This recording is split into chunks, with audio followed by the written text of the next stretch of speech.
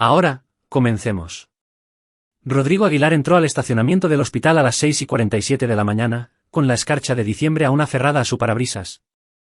Como cirujano de trauma en el Hospital Santa Catarina, los turnos de madrugada se habían vuelto su segunda naturaleza tras 12 años en el lugar.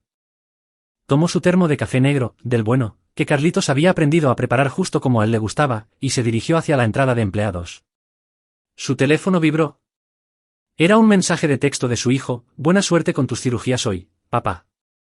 No olvides que vamos a construir la estructura de la casa del árbol cuando llegues a casa. Rodrigo sonrió y respondió rápidamente: no me lo perdería por nada, campeón. Te quiero.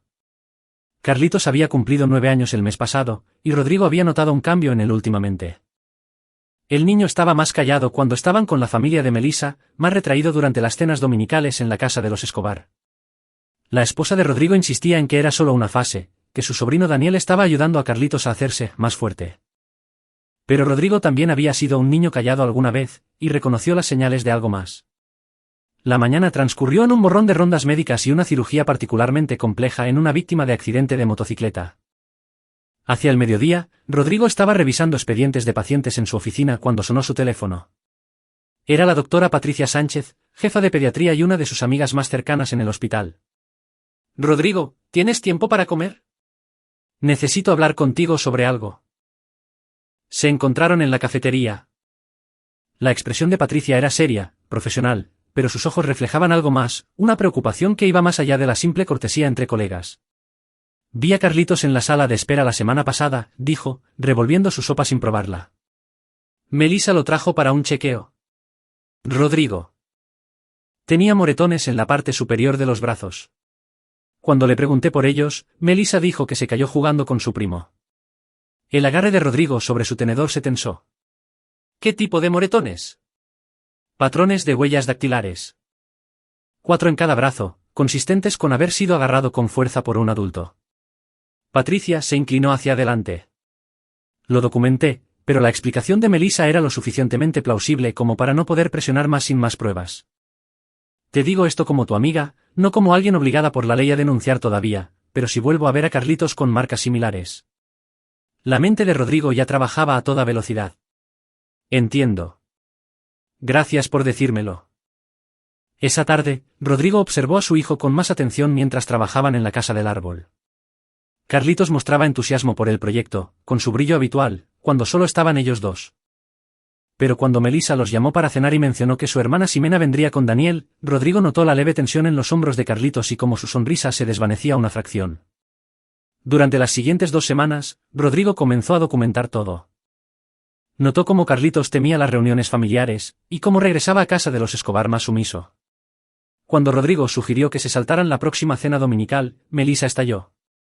¿Qué te pasa? Espetó, azotando el cesto de la ropa sobre el mostrador. Son mi familia, Rodrigo. Carlitos necesita pasar tiempo con sus primos. Estás siendo paranoico. Estoy siendo observador, respondió Rodrigo con calma. Carlitos parece incómodo con ellos. Eso es ridículo. Ximena lo adora. Mis padres lo adoran. Estás inventando problemas donde no los hay. El rostro de Melissa se endureció.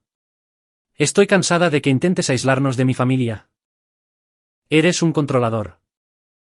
Rodrigo reconoció la táctica de manipulación, convirtiendo su preocupación en una acusación contra él. Lo había visto antes, pequeñas instancias a lo largo de los años que había dejado pasar. Pero esto se trataba de Carlitos. No estoy aislando a nadie. Estoy protegiendo a nuestro hijo. ¿De qué? De la gente que lo ama.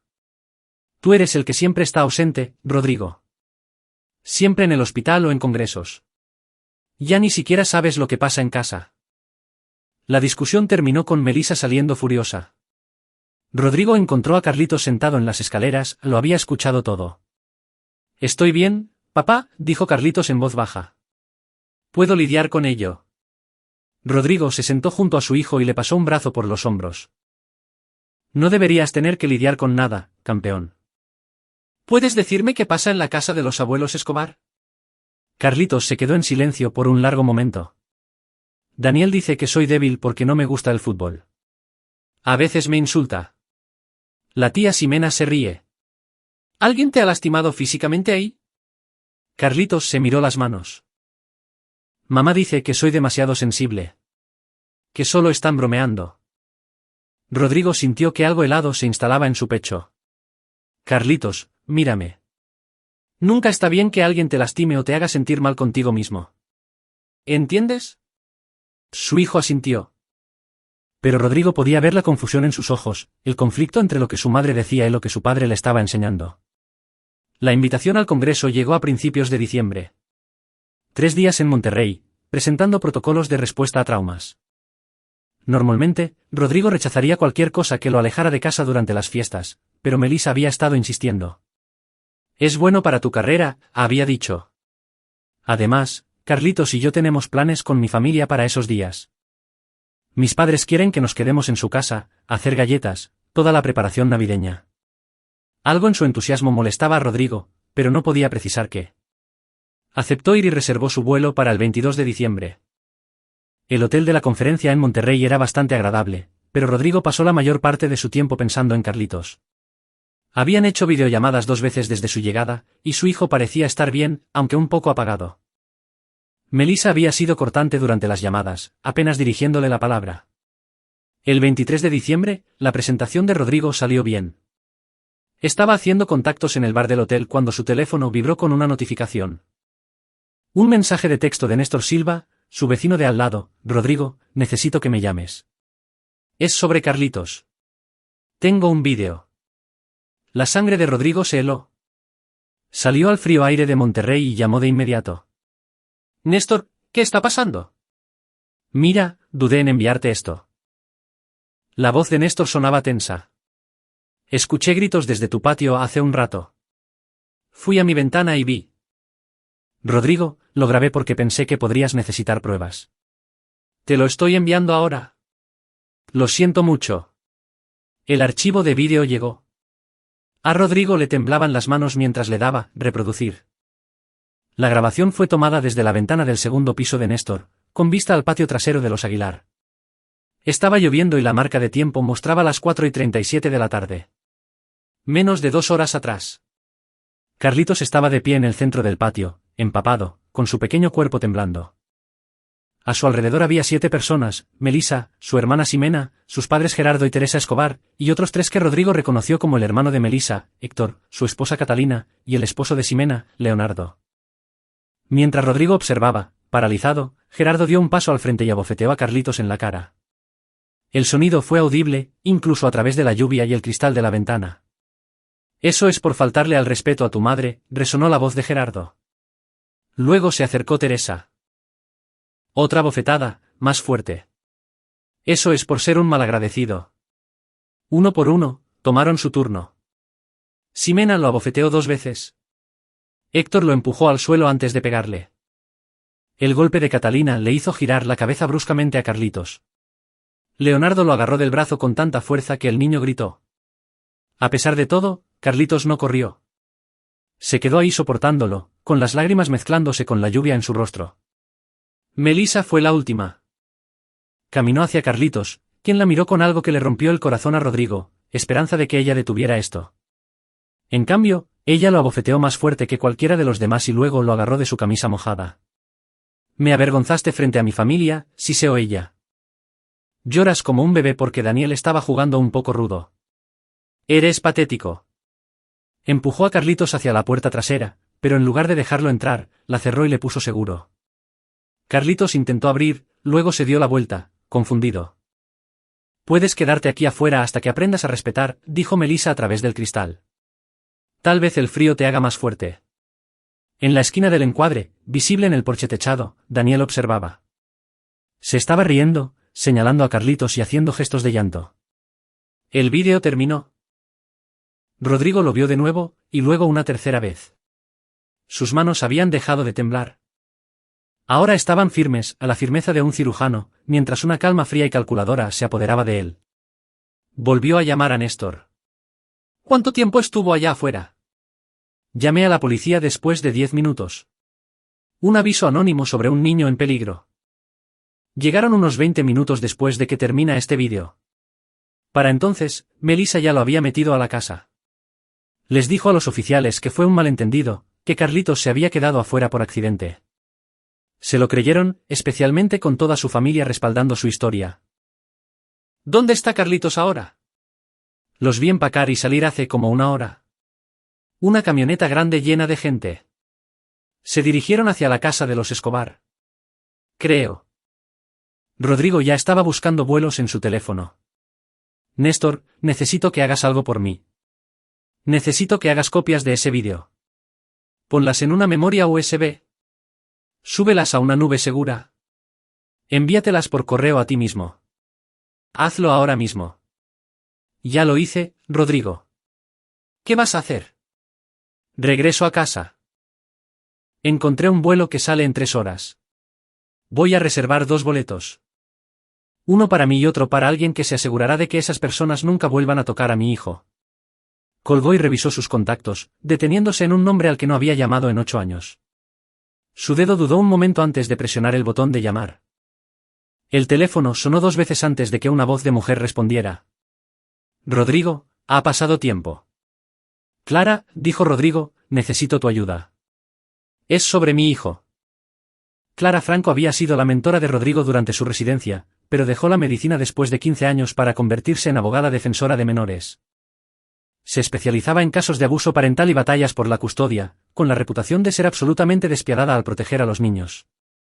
Ella había intentado mantenerse en contacto con Rodrigo a lo largo de los años, pero él había estado tan concentrado en su matrimonio y su carrera que se habían distanciado. Cuéntamelo todo, dijo Clara, con su voz cambiando de inmediato al modo profesional.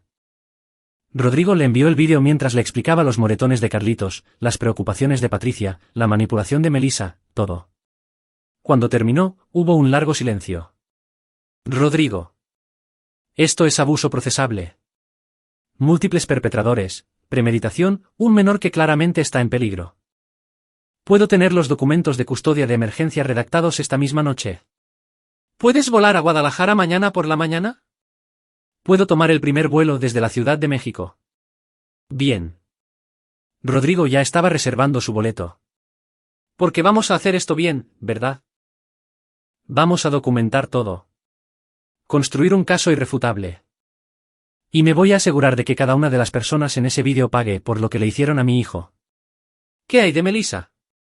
Es tu esposa. La voz de Rodrigo era plana, desprovista de emoción, de la misma manera que se ponía durante las cirugías complicadas cuando no podía permitirse sentir. Dejó de ser mi esposa en el momento en que le puso las manos encima a nuestro hijo. Ahora es solo una acusada más. Colgó y reservó los boletos. Luego hizo 2 llamadas más.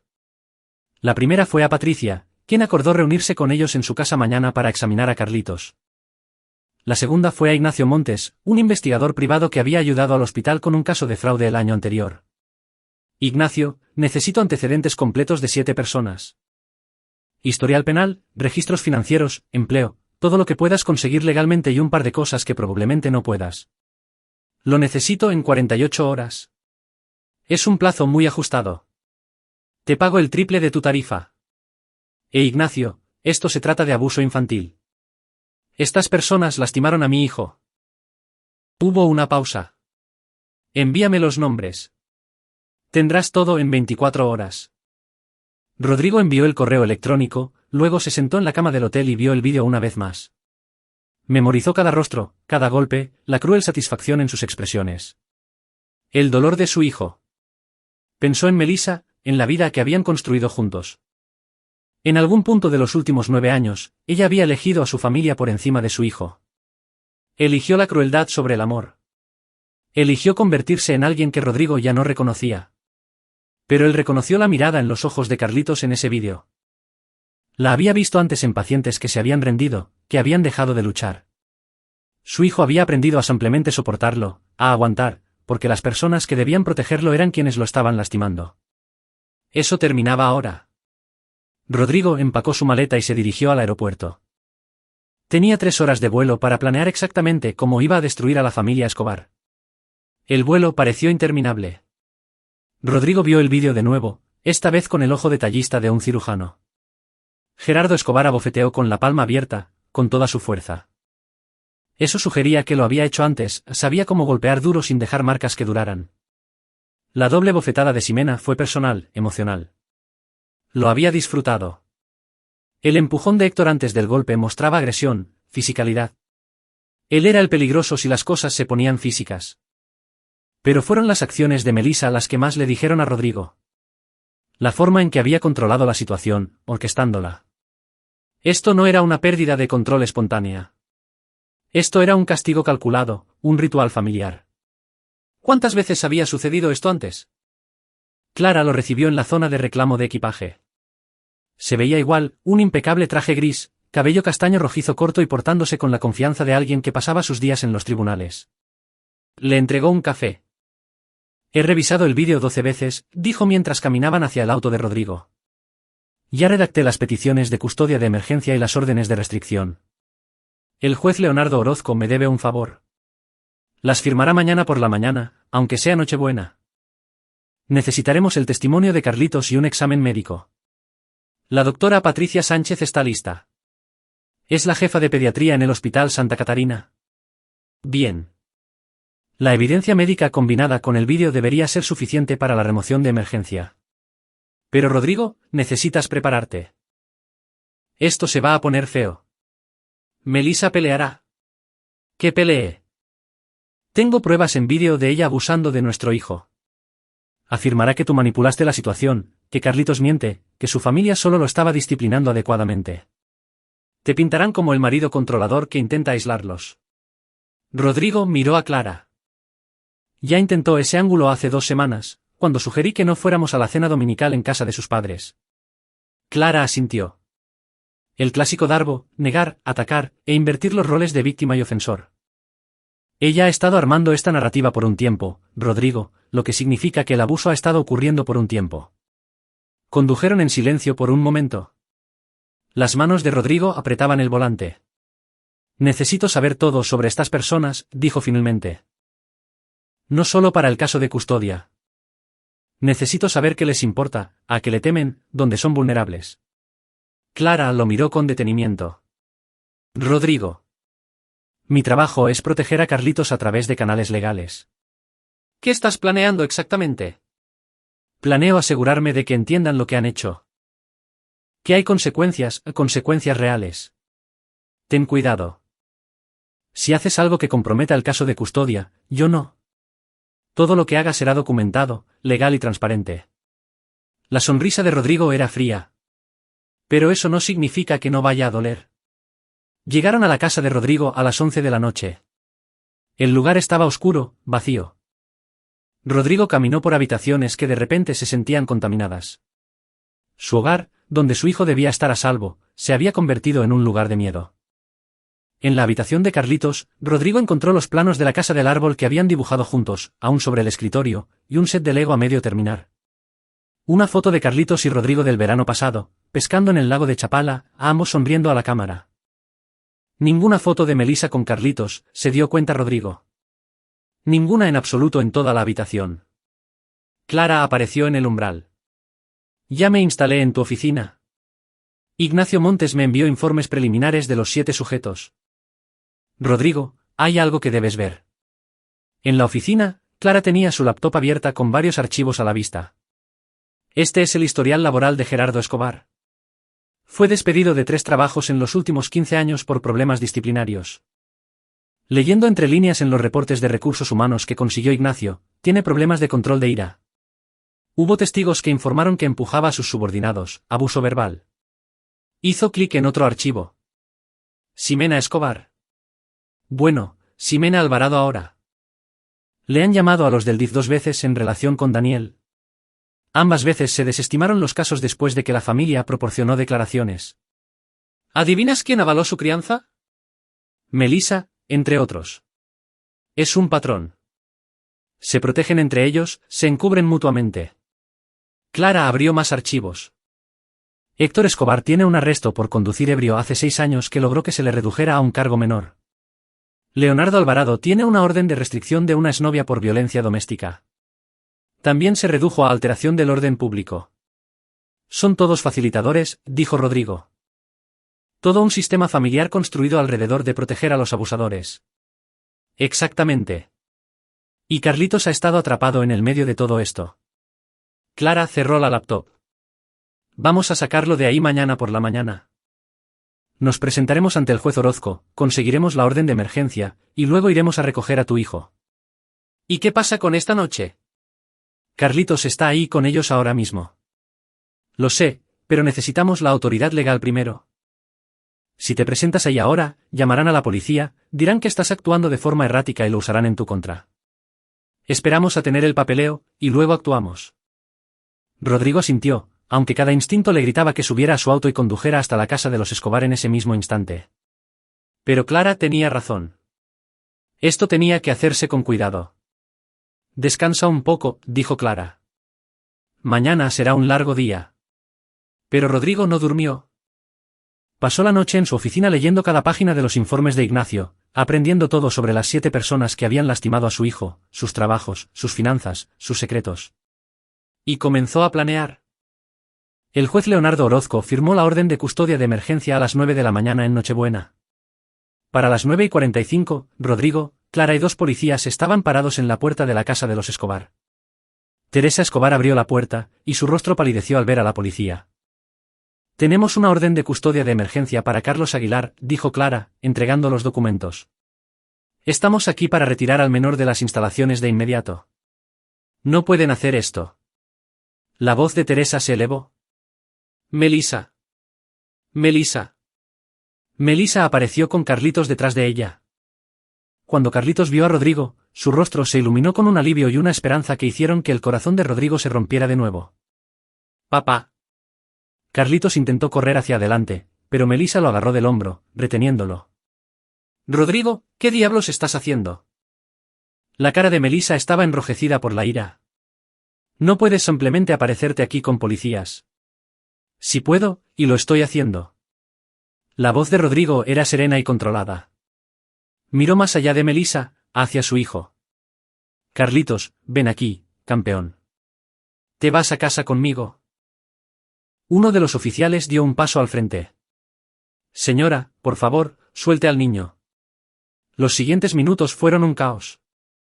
Gerardo Escobar irrumpió en la sala, gritando sobre abogados y derechos. Ximena empezó a grabar con su teléfono hasta que uno de los oficiales le ordenó que se detuviera. Toda la familia convergió, intentando intimidar simplemente con su número. Pero Clara se mantuvo firme, con los documentos legales en la mano como un escudo. Si interfieren con esta orden judicial, serán arrestados por obstrucción. Carlitos se va con su padre. Todos ustedes recibirán el aviso para la audiencia de custodia programada para la próxima semana. Finalmente, Melissa soltó el hombro de Carlitos. El niño corrió hacia Rodrigo, quien lo levantó en brazos aunque ya estaba creciendo demasiado para eso. Carlitos hundió la cara en el hombro de Rodrigo.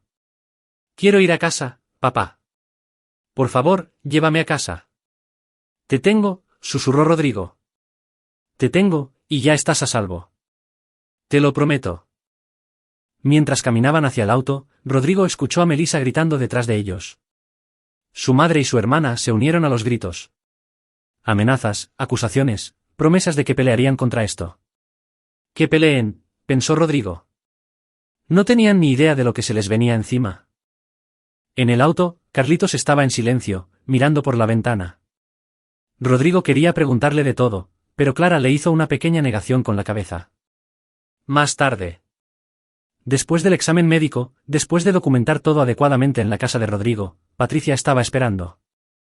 Examinó a Carlitos con suavidad, profesionalmente, tomando fotografías de los moretones que aún eran visibles, documentando las marcas en forma de dedos en sus brazos, las huellas de manos desvanecidas en su rostro.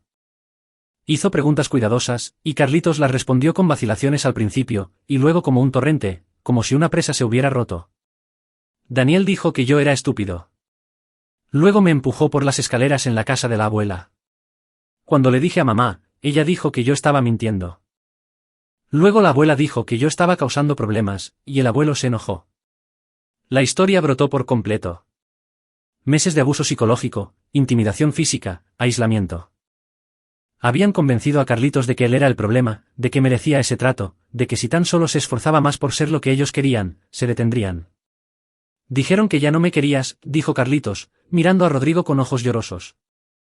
Que nos ibas a abandonar porque yo no era lo suficientemente bueno. Rodrigo atrajo a su hijo hacia él. Carlitos, escúchame. Nada de eso es cierto. Ni una sola palabra. Te amo más que a nada en este mundo. Lo que te hicieron no fue tu culpa. Nunca fue tu culpa. Patricia terminó su examen y llamó a Rodrigo a un lado mientras Clara se quedaba sentada con Carlitos. Tiene moretones viejos superpuestos con los nuevos, dijo en voz baja. Esto ha sido sistemático y continuo. Voy a presentar un informe en el DIF y en la policía. Hay suficiente aquí para cargos penales. Bien. Rodrigo observó a su hijo desde la puerta, viendo lo pequeño que se veía en el sofá. ¿Qué hay del daño psicológico? Necesitará terapia. La buena noticia es que es resiliente, y claramente sabe que tú eres su refugio. Con el apoyo adecuado, se recuperará. Pero Rodrigo, esto va a ser difícil para él, la batalla por la custodia, tener que testificar, ver a su madre y a su familia enfrentar las consecuencias. No tendrá que hacerlo solo. Patricia se fue a presentar sus informes. Clara hizo llamadas a varias agencias, poniendo los engranajes en marcha, y Rodrigo se sentó con Carlitos a ver una película navideña, simplemente estando presente. Pero en su mente, estaba repasando el plan que había formulado durante la noche de insomnio. La familia Escobar se creía intocable, protegida por sus números y su disposición a mentir para encubrirse. Estaban equivocados. La audiencia de custodia se programó para el 30 de diciembre, pero Rodrigo no esperó a que el proceso legal siguiera su curso antes de comenzar a implementar su plan. Había aprendido algo crucial de los informes de antecedentes de Ignacio Montes. Cada miembro de la familia Escobar tenía algo que perder. Gerardo Escobar era el patriarca, un jefe de bomberos retirado que formaba parte de varios comités comunitarios y era candidato para un puesto en la comisión de planificación de la ciudad. Su reputación lo era todo para él. Teresa Escobar era voluntaria en una iglesia local y dirigía un pequeño negocio de banquetes, construido enteramente por el boca a boca y conexiones de la comunidad. Héctor Escobar trabajaba como gerente en una planta de manufactura con aspiraciones de ascender a director regional. Su esposa, Catalina, daba clases en una escuela primaria privada.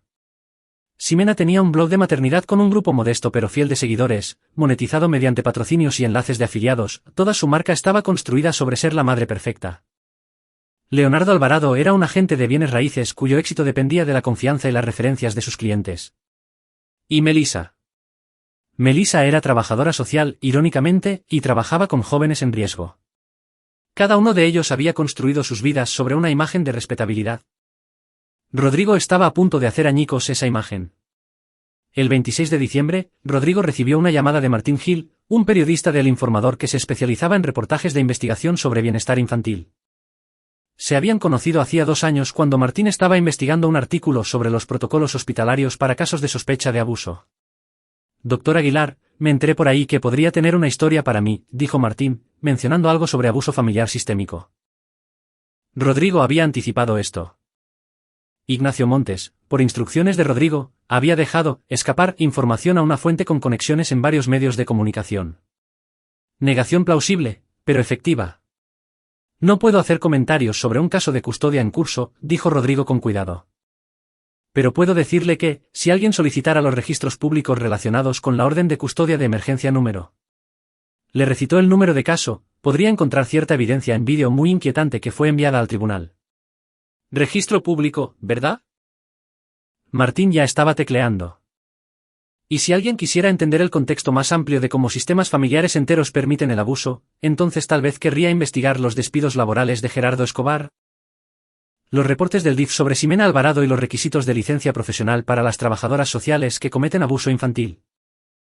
Hubo una pausa.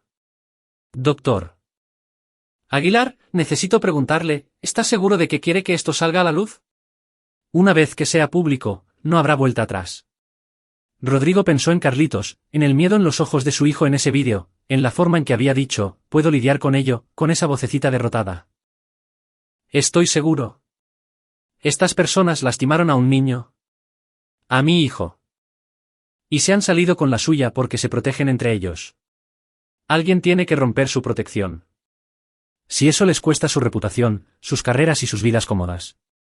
Excelente. Deberían haberlo pensado antes de ponerle las manos encima a un niño de 9 años. Empezaré a investigar, dijo Martín. Esto podría tomar un par de días. Tómese su tiempo. Sea exhaustivo. Quiero que la historia sea blindada. La siguiente llamada que hizo Rodrigo fue a la Procuraduría de Protección de Niñas, Niños y Adolescentes del Estado. Pidió hablar con la junta que supervisaba las licencias de las trabajadoras sociales. Necesito presentar una queja formal contra una de sus trabajadoras sociales certificadas por abuso infantil, dijo. Tengo evidencia en vídeo e informes médicos. La mujer al otro lado de la línea sonó escéptica al principio, hasta que Rodrigo le envió el vídeo. Entonces su tono cambió drásticamente.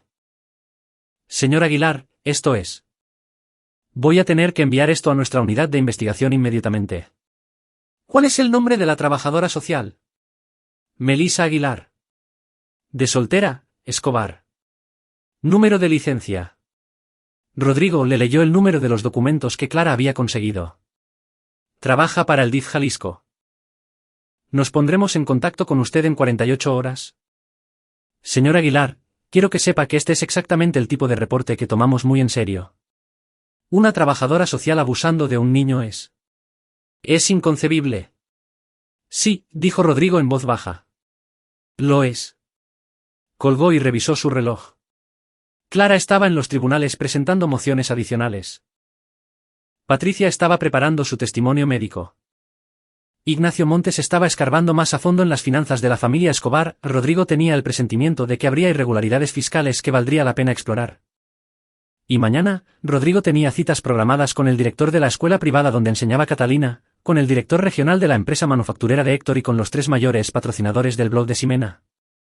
No iba a lastimarlos físicamente. No lo necesitaba. Iba a desmantelar sistemáticamente las vidas cómodas que habían construido mientras abusaban de su hijo. Cada pilar de su respetabilidad, cada fuente de ingresos, cada pizca de reputación. Lo iba a derribar todo utilizando nada más que la verdad. Esa noche, Rodrigo preparó la cena para Carlitos, macarrones con queso, tal como le gustaban a su hijo. Comieron juntos y hablaron de cosas neutrales, videojuegos, la casa del árbol que habían terminado de construir, lugares a los que podrían viajar el próximo verano. Pero cuando Carlitos se preparaba para ir a dormir, se detuvo en la puerta de su habitación. «Papá, me van a obligar a regresar». Rodrigo se arrodilló para estar al nivel de los ojos de su hijo.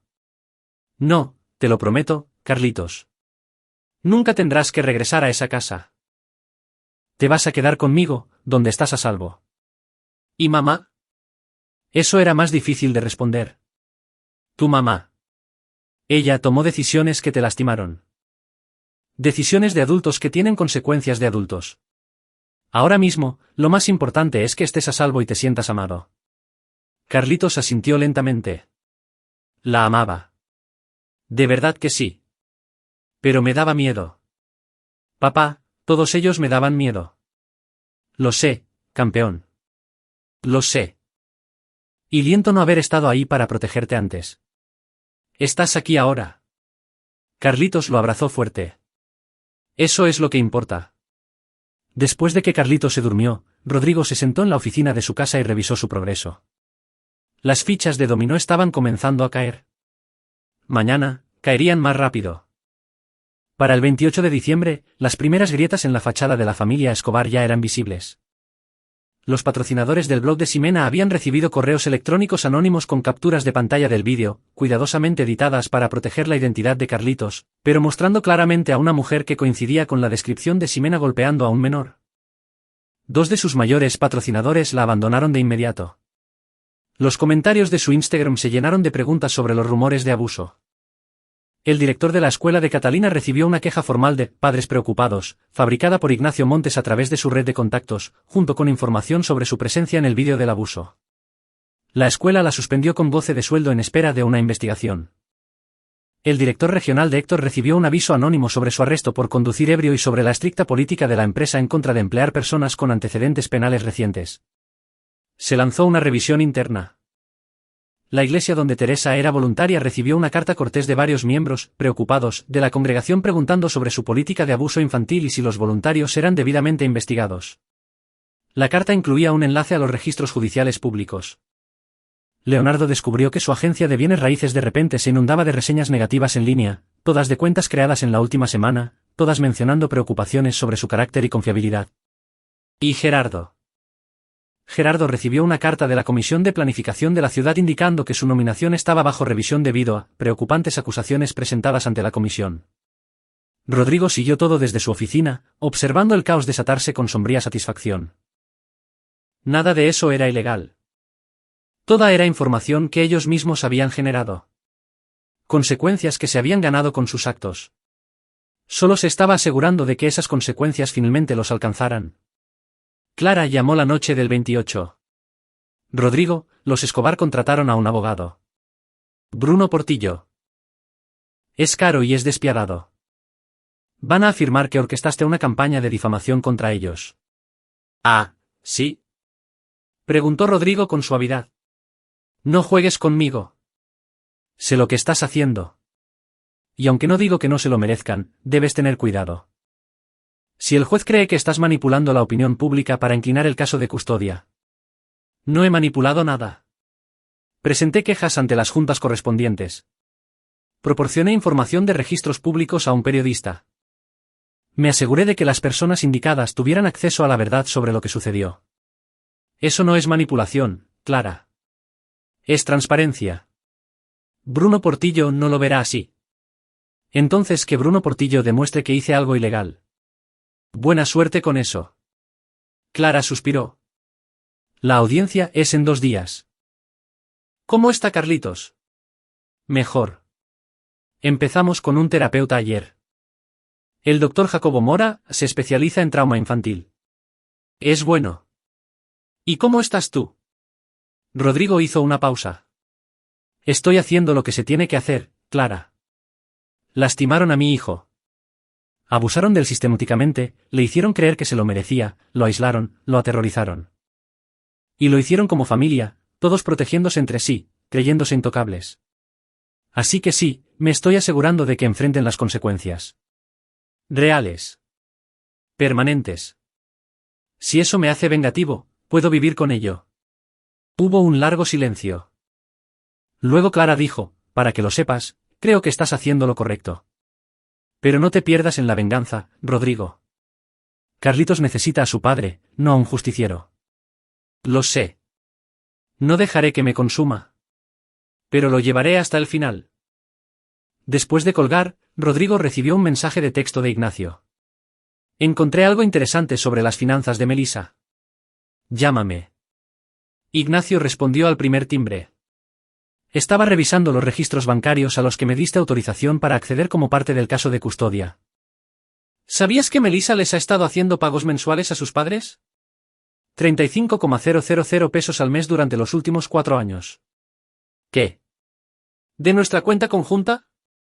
No, de una cuenta separada a su nombre.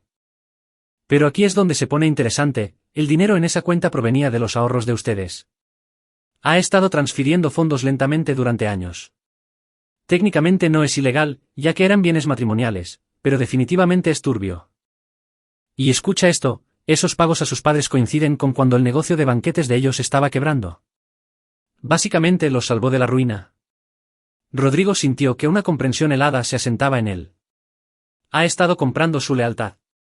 O pagándoles para que se callaran. Más probablemente ambas. Y hay algo más. ¿Recuerdas cómo a Ximena le llamaron del DIF? Encontré intercambios de correos electrónicos entre Melissa y su hermana. Melissa instruyó a Ximena sobre qué decir, cómo presentarse, cómo hacer que las acusaciones desaparecieran. Usó su posición como trabajadora social para ayudar a su hermana a evitar la investigación. Son violaciones éticas además de todo lo demás. Sí, ya lo documenté todo. Quizás quieras enviárselo a la junta de su licencia. Rodrigo hizo exactamente eso, junto con un correo electrónico a la supervisora de Melissa en el DIF Jalisco. Fue metódico al respecto, incluyendo marcas de tiempo, cadenas de pruebas y cada detalle que haría que el caso fuera imposible de desestimar. A la mañana siguiente, el 29 de diciembre, el artículo de Martín Gil se publicó en El Informador. El titular decía, cuando los sistemas familiares permiten el abuso, como un menor cayó entre las grietas a pesar de las múltiples señales de advertencia. Fue devastador. Martín había hecho su tarea, corroborando cada detalle con registros públicos y entrevistas. Había conseguido declaraciones de Néstor Silva, de Patricia Sánchez, hablando cuidadosamente dentro de los límites de privacidad médica, y de los oficiales de policía que habían respondido a la escena. Detalló el historial de quejas contra varios miembros de la familia, el patrón de protección y encubrimientos. Y había incluido capturas de pantalla del vídeo, con los rostros difuminados, pero la violencia innegable. El artículo se volvió viral para el mediodía. Las noticias locales lo retomaron. Las redes sociales estallaron. Los números de teléfono y las direcciones de la familia Escobar de repente se volvieron de conocimiento público, con personas enojadas llamando y pasando por su casa. Rodrigo había anticipado que esto podría pasar. En el fondo, esperaba que no llegara tan lejos, él quería consecuencias profesionales, no acoso de vigilantes. Pero no podía controlar la indignación del público, y parte de él pensaba que quizás los Escobar necesitaban entender cómo se sentía tener miedo en tu propia casa. Clara lo llamó furiosa. «Rodrigo, ¿le diste tú a Martín Gil ese vídeo?» El vídeo era parte del registro judicial público. Cualquiera podría haber accedido a él. No te hagas el tonto. El abogado de los Escobar va a argumentar que creaste un ambiente hostil que imposibilita una audiencia justa. Entonces la audiencia debería trasladarse a otro lugar. La evidencia no cambia. Tienes razón, pero Rodrigo. Anoche les lanzaron huevos a su casa. Alguien pintó con aerosol a abusadores de niños en la entrada de su cochera. Esto se está saliendo de control.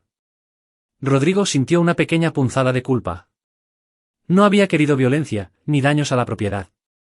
Eso no es mi culpa. Yo no le dije a nadie que hiciera eso. Lo sé. Pero se ve mal.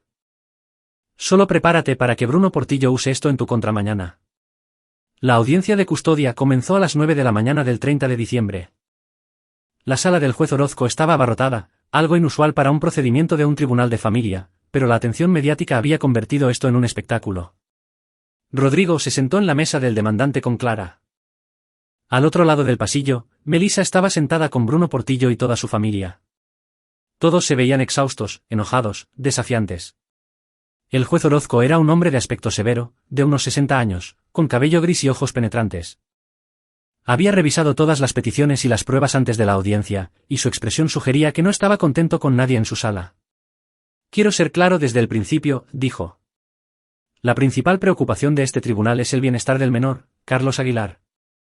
Todo lo demás es secundario.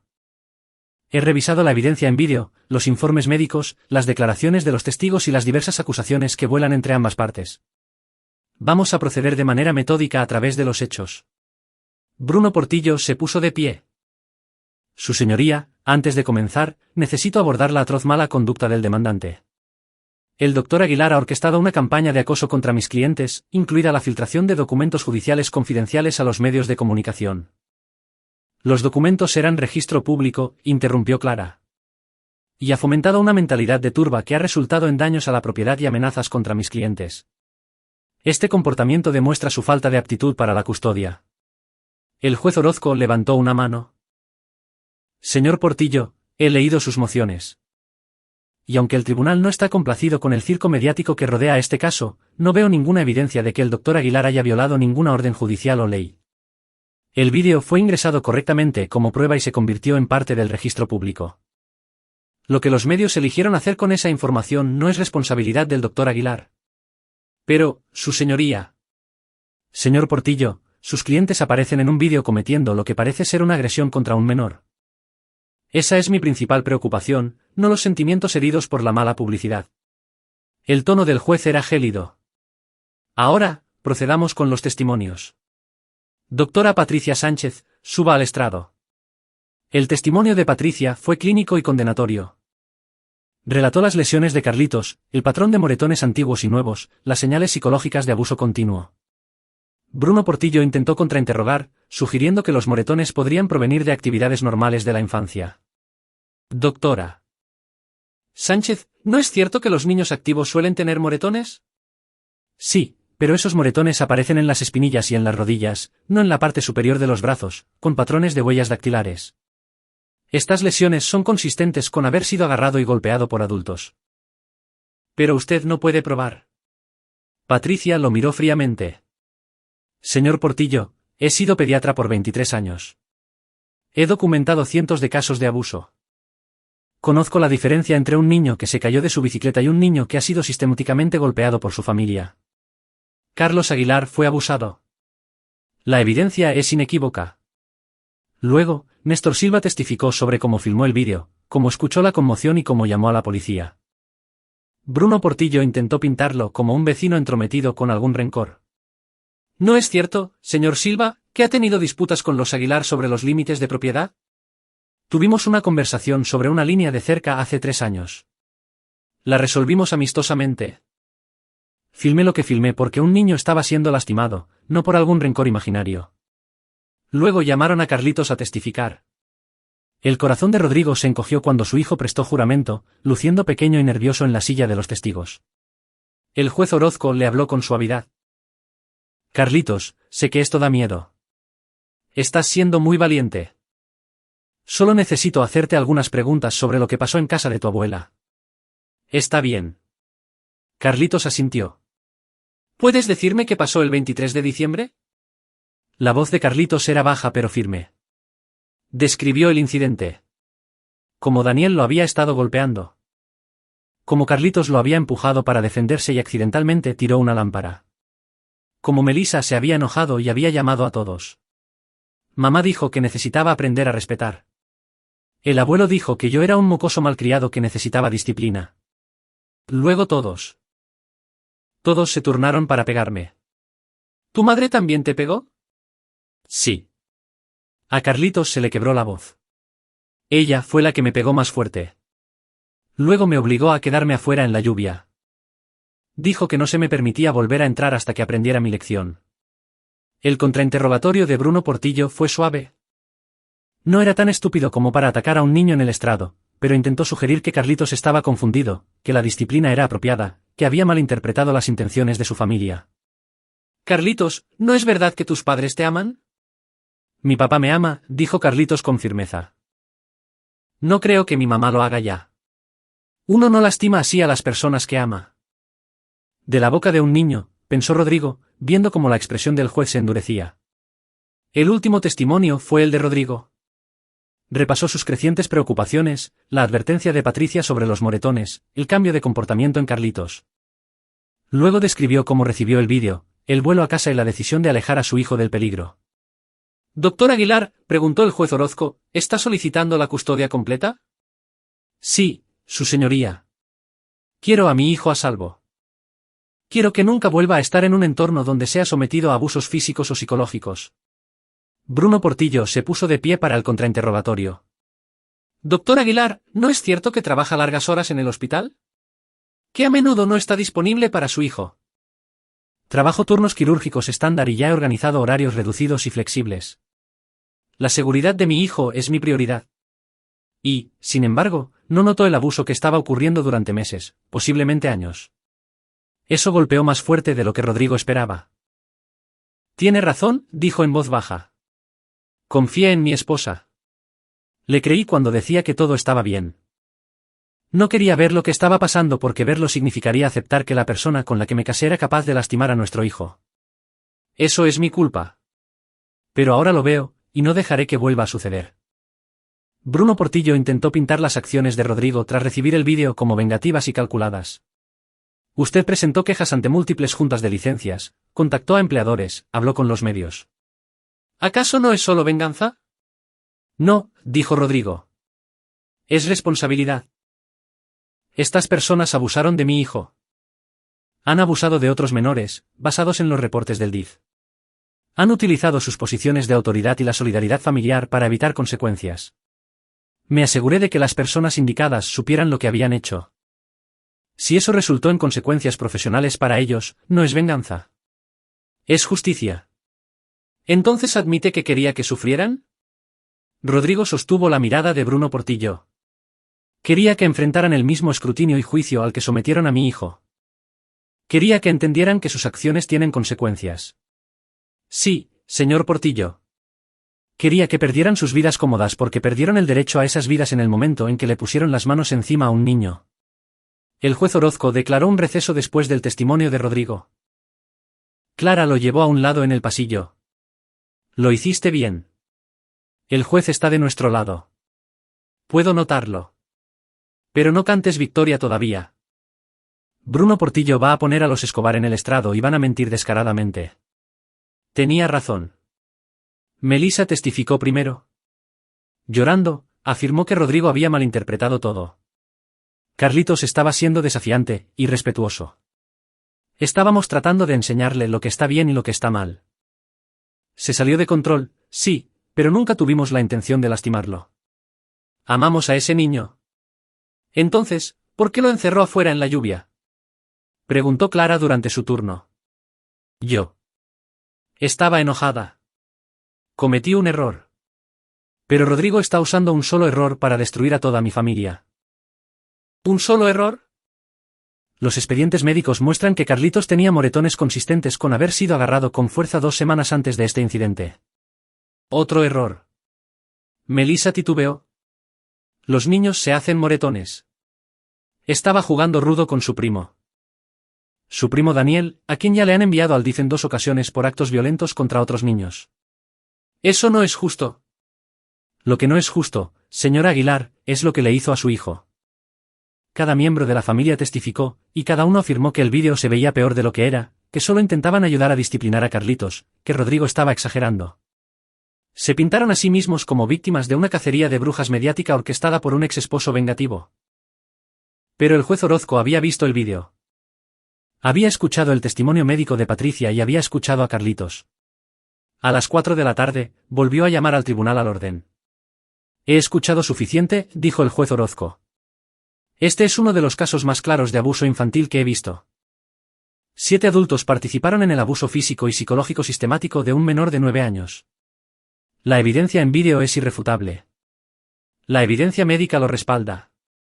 El testimonio del niño lo respalda. Bruno Portillo intentó objetar, pero el juez lo interrumpió. Otorgo la custodia legal y física completa a Rodrigo Aguilar. Los derechos parentales de Melissa Aguilar quedan suspendidos en espera de una evaluación adicional.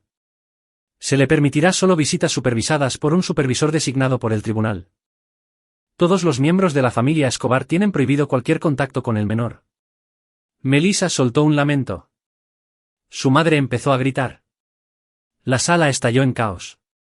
Orden. La voz del juez Orozco restalló como un látigo. Además, ordenó que el expediente completo del caso, incluido el vídeo sin censura, sea remitido a la Fiscalía del Estado de Jalisco para la consideración de posibles cargos penales. Lo que estos adultos hicieron constituye agresión a un menor, poner en peligro a un menor, y posiblemente conspiración criminal. No me corresponde a mí decidir eso, pero estoy haciendo una remisión formal. Rodrigo sintió que algo se aflojaba en su pecho, un nudo de miedo e ira que había estado cargando desde aquella noche en Monterrey. Carlitos estaba a salvo, legal y oficialmente protegido. Mientras salían del tribunal, Melissa intentó acercarse a ellos. Rodrigo, por favor, tenemos que hablar. Carlitos, bebé. Carlitos se pegó más a Rodrigo, y él rodeó a su hijo con el brazo. No lo hagas, le dijo Rodrigo a Melissa. No tienes derecho a hablarle. No después de lo que hiciste. Es mi hijo. No, dijo Rodrigo en voz baja. Es mi hijo. Tú perdiste ese derecho cuando decidiste lastimarlo. Clara los escoltó para evadir a la multitud de reporteros y subirlos al auto de Rodrigo. Mientras se alejaban, Carlitos permanecía callado, asimilando todo. ¿De verdad se acabó, papá? La parte de la custodia sí, dijo Rodrigo. ¿Te quedas conmigo? Ya no pueden tocarte. ¿Y la otra parte? ¿La parte de la venganza? Rodrigo miró a su hijo por el espejo retrovisor. ¿A qué te refieres? Escuché que la tía Ximena perdió su blog y el abuelo perdió su puesto en ese comité, y mamá también podría perder su trabajo. Carlitos lo miró con ojos serios. ¿Tú hiciste eso? Rodrigo se quedó callado por un momento. Luego decidió que su hijo merecía honestidad. Me aseguré de que las personas que te lastimaron enfrentaran las consecuencias. Consecuencias reales. Usé medios legales para hacerlo, quejas, registros públicos, información que ya estaba ahí afuera. Pero sí, quería que perdieran las cosas que les importaban. Bien, dijo Carlitos con fiereza. Se lo merecen. Tal vez. Pero Carlitos, lo más importante no es que hayan sufrido. Es que ahora estás a salvo. Eso es lo que más importa. Carlitos asintió despacio. Me alegra que hayas regresado a casa. Tenía tanto miedo esa noche. Lo sé, campeón. Siento no haber estado ahí antes. Pero estoy aquí ahora. Y no voy a permitir que nadie vuelva a lastimarte. Las repercusiones continuaron durante las siguientes semanas. La licencia de trabajadora social de Melissa fue suspendida en espera de una investigación. La Junta Estatal había lanzado una revisión exhaustiva de todos sus casos, preocupados de que si había abusado de su propio hijo, podría haber ignorado o pasado por alto señales en su trabajo profesional. Catalina fue despedida de su puesto como maestra después de que la investigación de la escuela confirmara su participación en el abuso. A Héctor le negaron su ascenso y lo animaron silenciosamente a buscar empleo en otro lugar. El blog de Ximena nunca se recuperó. Sus patrocinadores restantes la abandonaron, sus seguidores la dejaron y eventualmente eliminó todas sus cuentas de redes sociales. Gerardo fue destituido permanentemente como candidato para la comisión de planificación y se le pidió que renunciara a las juntas comunitarias en las que servía. El negocio de bienes raíces de Leonardo sufrió un golpe enorme a medida que los clientes cancelaban listados y se rehusaban a trabajar con él. El negocio de banquetes de Teresa se secó a medida que la noticia se esparcía por la comunidad. Y en febrero, la Fiscalía de Jalisco presentó cargos penales contra los 7 adultos, agresión a un menor, poner en peligro a un menor y conspiración criminal. El juicio estaba programado para mayo. Pero el enfoque de Rodrigo ya no estaba en los procedimientos legales. Había hecho lo que tenía que hacer. El sistema se encargaría del resto. Su enfoque estaba en Carlitos. Reconstruyeron su vida juntos. Rodrigo redujo sus horas en el hospital para estar a tiempo parcial, tomando un puesto como cirujano consultor que le daba más flexibilidad. Él y Carlitos fueron a terapia juntos, con sesiones tanto individuales como familiares. Terminaron la casa del árbol, plantaron un jardín e hicieron un viaje a la Huasteca Potosina. Poco a poco, Carlitos comenzó a sanar. Las pesadillas se hicieron menos frecuentes. Reía con más facilidad. Hizo amigos en la escuela, amigos reales, no solo su primo Daniel. Una noche de marzo, mientras cocinaban juntos, Carlitos le preguntó: «Papá, ¿crees que alguna vez vuelva a ver a mamá?» Rodrigo lo consideró con cuidado. «Eso depende de ti. Ahora mismo, el tribunal dice que cualquier visita tiene que ser supervisada. Pero cuando seas mayor, si quieres intentar tener una relación con ella, será tu decisión. No creo que quiera hacerlo». ¿Eso es malo? No, campeón. No es malo. Tú decides quién está en tu vida. Tú decides quién merece tu amor y tu confianza. Y ahora mismo, está bien si ella no está incluida. Carlitos asintió, revolviendo la pasta. Qué bueno. Porque me gusta que seamos solo nosotros. A mí también. En mayo, el juicio penal resultó en condenas para los 7 acusados. Las sentencias variaron. Melissa recibió 3 años de sentencia suspendida, con libertad condicional y clases obligatorias para padres, que nunca podría aplicar. Gerardo recibió 18 meses.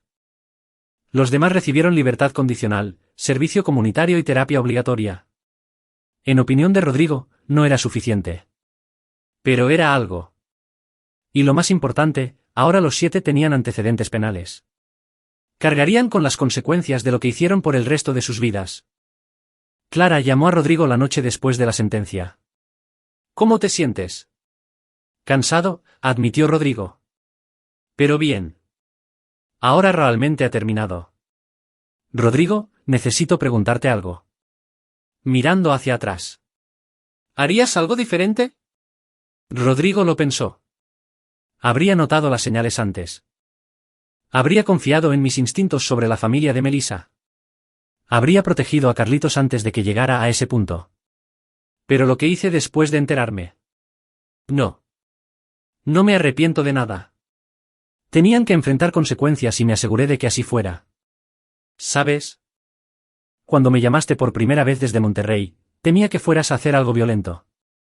Algo que te enviara a la cárcel y dejara a Carlitos sin ninguno de sus padres. Lo pensé, confesó Rodrigo. Unos 5 minutos en el avión. Fantaseé con la venganza física.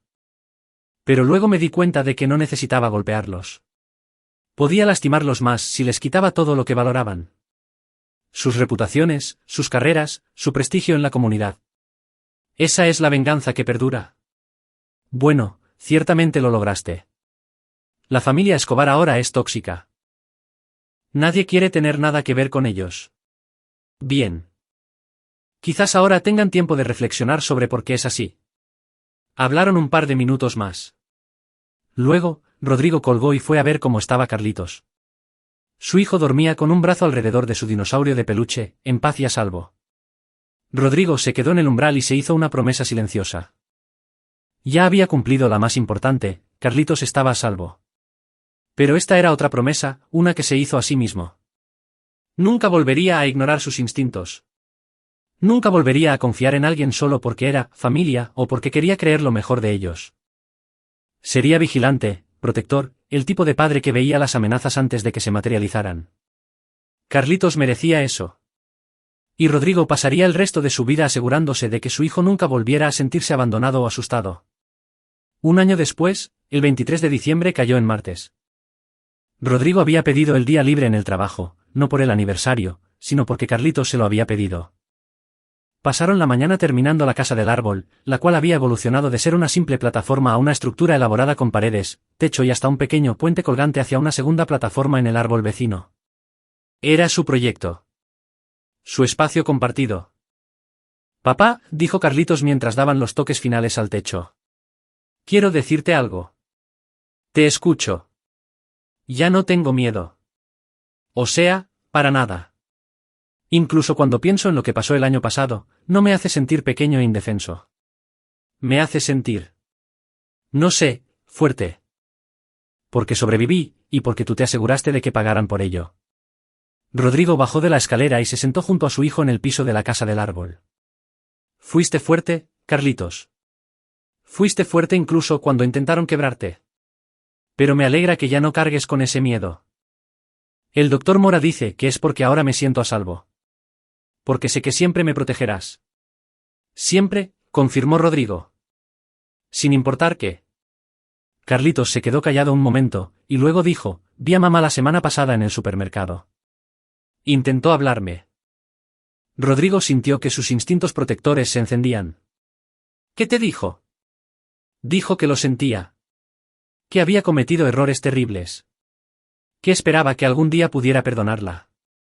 Carlitos se miró las manos. Solo me di la vuelta y me alejé. No quería escucharla. Esa fue tu elección.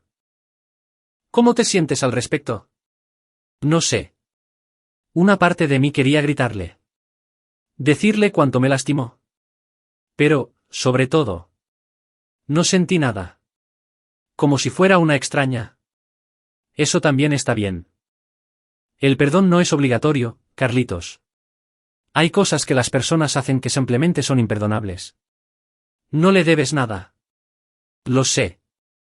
Solo quería que supieras que la vi, y no tuve miedo. Me sentí poderoso. ¿Es raro? Para nada. Recuperaste tu poder. Eso es lo que importa. Terminaron la casa del árbol cuando el sol de invierno se ponía temprano, pintando el cielo de naranja y púrpura. Adentro, Rodrigo preparó chocolate caliente y se sentaron a ver una película, cómodos en su rutina. La familia Escobar se había dispersado durante el año pasado. Gerardo y Teresa se habían mudado a Querétaro, incapaces de soportar los susurros y miradas en su comunidad. Ximena y Leonardo se habían divorciado, culpándose mutuamente de su caída en desgracia. Héctor y Catalina se habían ido a otro estado para buscar un nuevo comienzo. Melissa todavía vivía en Guadalajara, trabajando como cajera en una tienda minorista, su carrera de trabajo social estaba destruida para siempre. Había intentado comunicarse con Carlitos en varias ocasiones a través del sistema de visitas supervisadas, pero Carlitos se había negado cada vez. Finalmente, dejó de intentarlo. Rodrigo no sentía ninguna satisfacción por la caída de Melissa. Ella había tomado sus propias decisiones y las consecuencias eran suyas. Pero sí sentía una profunda y tranquila satisfacción al saber que Carlitos estaba prosperando, que el ciclo de abuso se había roto de forma decisiva y que ninguna de esas personas tendría jamás la oportunidad de lastimar a su hijo de nuevo. A la mañana siguiente, Carlitos bajó a desayunar con un regalo envuelto. ¿Qué es esto?, preguntó Rodrigo. Ábrelo. Adentro había una fotografía enmarcada de los dos en la casa del árbol el día anterior, cubiertos de aserrín y sonriendo a la cámara. Carlitos debió haber puesto el temporizador en la cámara. Debajo de la foto, Carlitos había escrito con letra cuidadosa, para el mejor papá del mundo, gracias por salvarme. Con amor, Carlitos. Rodrigo sintió un nudo en la garganta. Carlitos, yo. ¿Regresaste a casa?, dijo Carlitos con sencillez. cuando más te necesitaba, regresaste y arreglaste todo. Eso era todo lo que quería. Rodrigo atrajo a su hijo en un abrazo. Este niño que había pasado por el infierno y había salido del otro lado más fuerte, más valiente y más resiliente de lo que cualquier niño de 9, ahora 10, años debería tener que ser. «Tú te salvaste a ti mismo, campeón», dijo Rodrigo. «Tú sobreviviste. Tú aguantaste. Yo solo me aseguré de que los malos pagaran por lo que hicieron. Hicimos un gran equipo». «Sí», coincidió Carlitos. «Así fue». Mientras desayunaban, Rodrigo pensó en el año que había pasado. La ira. La planificación meticulosa. La destrucción sistemática de las personas que habían lastimado a su hijo. Algunos podrían llamarlo venganza. Otros podrían llamarlo justicia. Rodrigo lo consideraba algo más simple. Consecuencias. La familia Escobar había creído que eran intocables, protegidos por su cantidad y su disposición a mentir para encubrirse.